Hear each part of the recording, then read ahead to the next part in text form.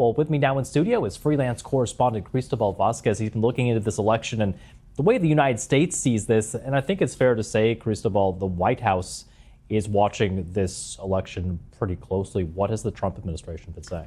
Very closely, and there seems to be intervention, U.S. intervention in this election. In fact, 11 congressmen, including Chuy Garcia, sent a letter to Marco Rubio, Todd Blanche, and Scott Bessent, expressing concern over this U.S. intervention and saying that Trump was somehow trying to move that needle of the popular support in Colombia by endorsing openly right-wing candidate Abelardo de la Espriella in his Truth Social account. Now, saying that Abelardo de la Espriella was a young, successful candidate that would crack down on drugs, on crime, and on immigration, which is, of course, something that connects both countries. De la Espriella, he has some interesting personal connections as well to the U.S., doesn't he? He does. He was just recently, he got his U.S. citizenship.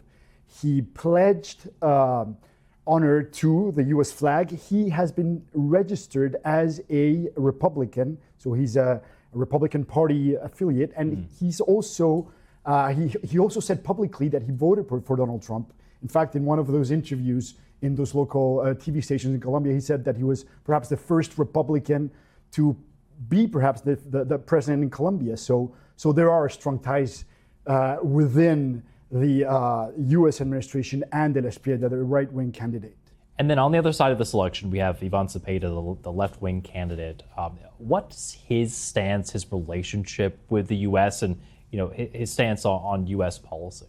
So despite focusing a lot on local politics, Ivan Cepeda, the left-wing candidate, has been in the past quite vocal against U.S. policies and intervention policies in Colombia.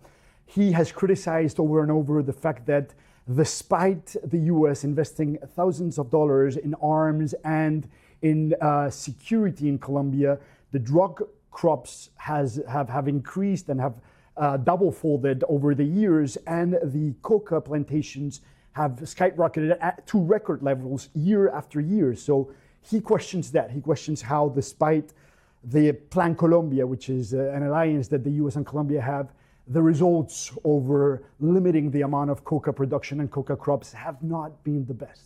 Yeah, drug trafficking, security going to be a big part in the way that people vote in that election, of course, on Sunday. What would a win for De la Espriella, the right-wing candidate, on Sunday mean, do you think, when it comes to the broader influence of the Trump administration across Latin America? Well, De la Espriella has said that he's going to build at least 10 mega prisons in Colombia, not only to have drug dealers there, but perhaps potentially migrants from other parts of the continent.